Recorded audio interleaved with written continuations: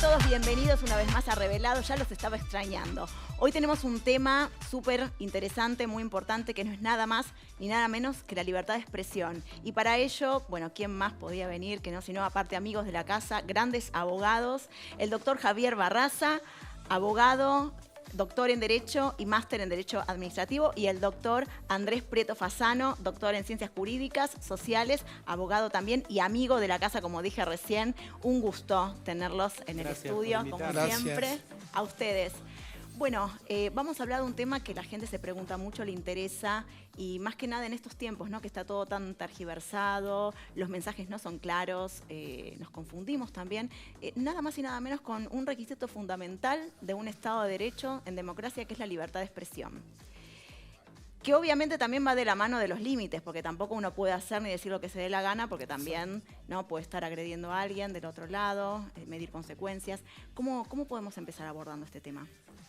Se puede abordar desde distintas perspectivas. Yo actualmente estoy haciendo una investigación sobre el tema de la libertad de expresión, y a mí me ha llamado la atención cómo existen monologuistas de humor que tienen notable éxito, fundamentalmente porque estas personas abordan temas que son muy sensibles. Por ejemplo, el tema del género, el tema del sexo, de la política, de la religión, y creo que de la inmigración. Creo que los humoristas o esos comediantes que contratamos abordan esos temas que la gente temerosa hoy no quiere abordar. O no puede decir o no quiere decir. Bueno, Freud ya lo decía, que cuando hacemos un chiste estamos diciendo también en qué contexto lo decimos, pero en definitiva lo estamos diciendo. Claro. Y yo lo que quería señalar era esto, que contratamos esos comediantes para que esos comediantes ejerzan nuestra libertad de expresión. Y esto no es para tomarlo a la chacota o en broma, porque esto también se remonta a los bufones de la época medieval. Los señores feudales contrataban bufones que tenían una tarea específica: atacar al poder imperante y a la ideología imperante en una época, pero no serlo totalmente ofensivos, de manera tal que el rey se molestara y le cortaran la cabeza al bufón.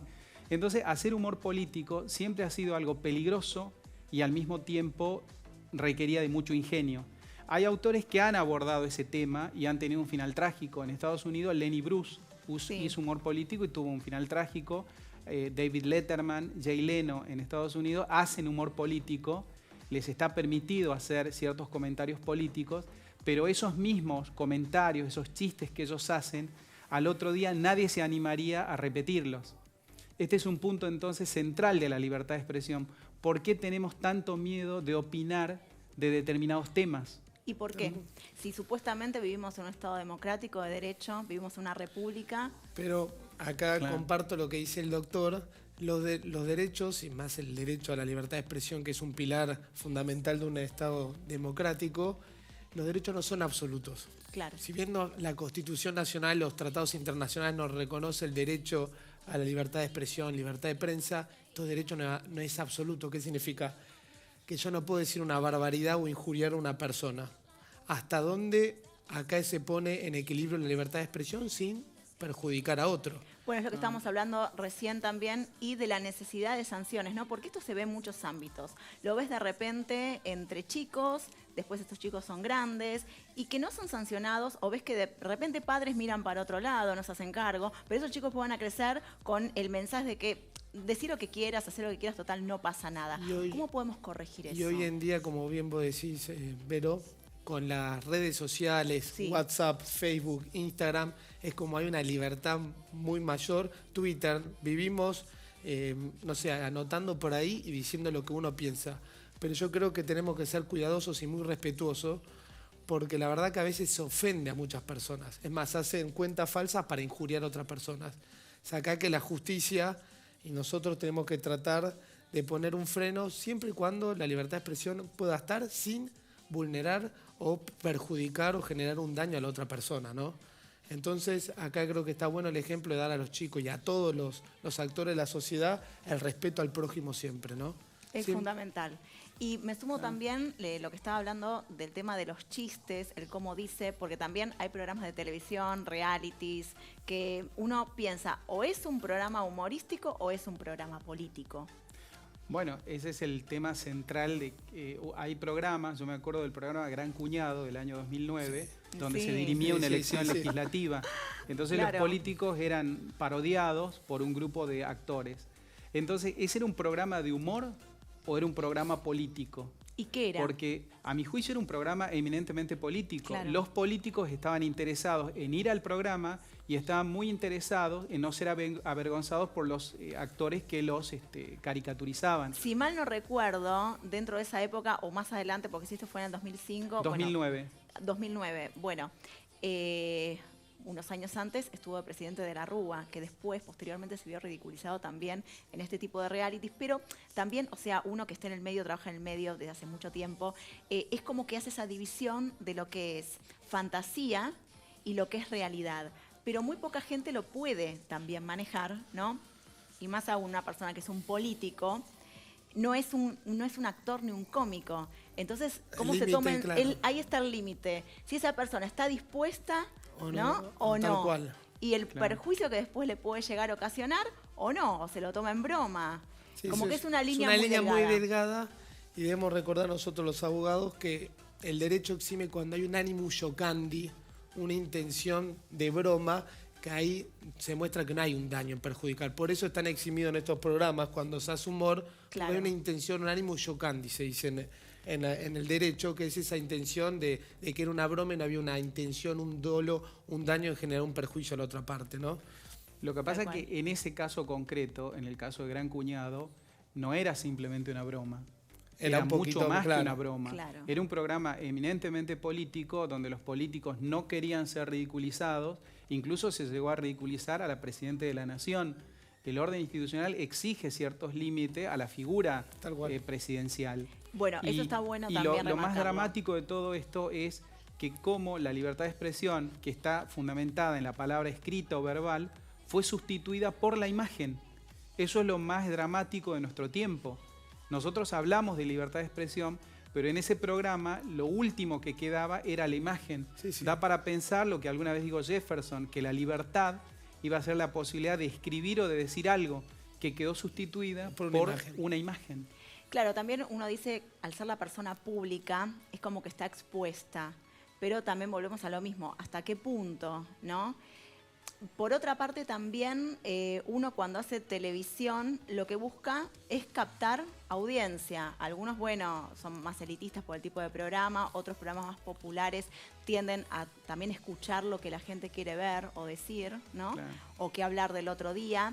Pero yo fundamentalmente lo que quiero hacer hincapié es a que vivimos en un Estado democrático, en una república, ojalá continuemos conservando la república, ¿no? Que tanto trabajo dio construirla, por supuesto. Y mantener firme este derecho de expresión, que no quiere decir digo lo que quiero, hago lo que quiero y no pasa nada, porque por ejemplo uno escucha a gente que para mí es impresentable o gente que ha realmente reventado la historia, pararse en la Plaza de Mayo a decir barbaridades del presidente y no pasa nada. ¿Y por qué no pasa nada? ¿No puede venir un fiscal, por ejemplo, a meter preso a una persona que esté injuriando de esa forma una investidura, que hasta está en el Código Penal, ¿no? Que podés decir lo que quieras, pero sin afectar la dignidad? Claro. Lo que ocurre también en la libertad de expresión es en el ámbito privado. En el ámbito privado también hay niveles muy altos de autoritarismo.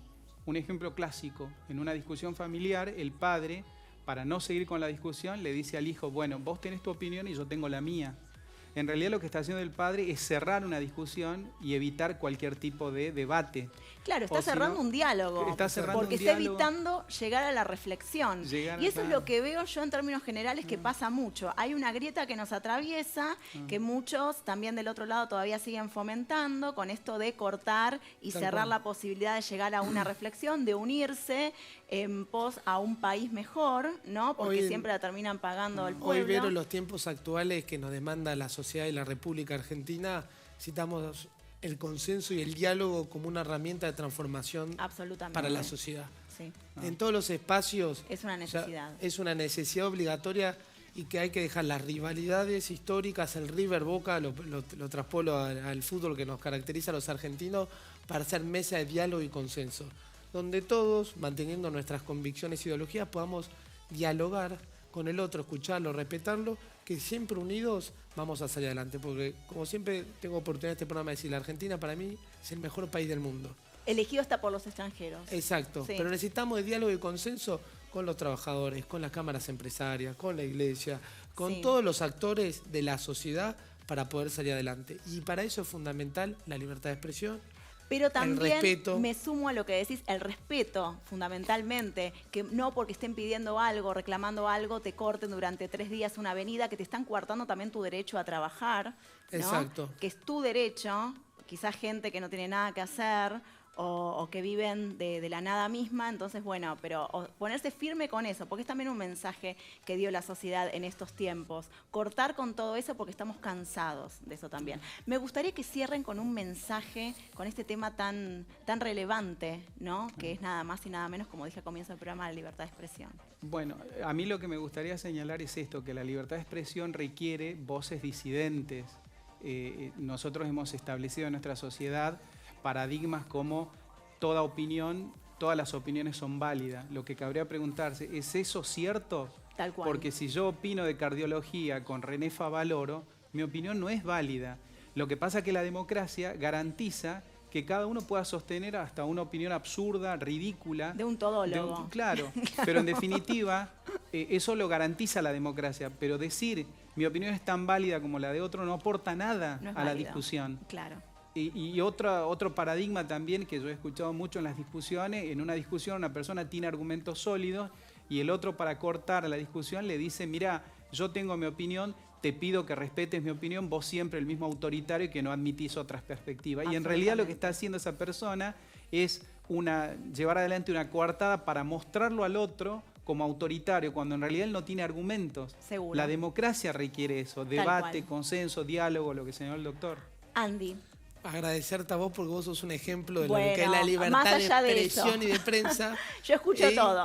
Considero fundamental en un país republicano y demócrata la libertad de expresión como una herramienta imprescindible para todos, siempre y cuando, como soy consciente y un convencido, de que sea con diálogo, con respeto, sin injuriar a los demás. Exacto. Porque a veces escuchamos pero no oímos y necesitamos oírnos en serio. A veces la tecnología nos lleva a estar conectados mediante internet, pero no cercanos. Necesitamos escuchar, oírnos cerca. Buenísimo tu mensaje y además quiero felicitarte porque estuviste en la Organización Internacional de Trabajo que se cumplían 100 los años, 100 100 años, años. Leite. Un lujo tenerte acá también Gracias, entre nosotros, a por toda tu supuesto. familia, tu mamá, tu primo que siempre están presentes también. Les mandamos un beso grande y bueno, siempre vamos por más. Por más. Se nos va el programa lamentablemente, pero quédate ahí porque enseguida viene otro bloquecito, el bloquecito de music con la genia Cecilia de Liberty. Pero no quiero dejar de decir lo siguiente, estamos muy cerca a tomar una decisión muy importante que es ejercer nuestro derecho cívico, que es el derecho que tenemos a votar. Y a votar significa con responsabilidad, con conocimiento cívico, informate, memoria, ¿no? Realmente tan importante, lo que nos diferencia de los animales a los seres humanos es la memoria. Y mi deseo es que continuemos viviendo en una república donde exista el derecho de expresión, la seguridad y todo lo que nos hace a nosotros, quienes somos trabajadores, estudiamos, pasamos por una universidad, crecer día a día dignamente. Gracias, quédate ahí.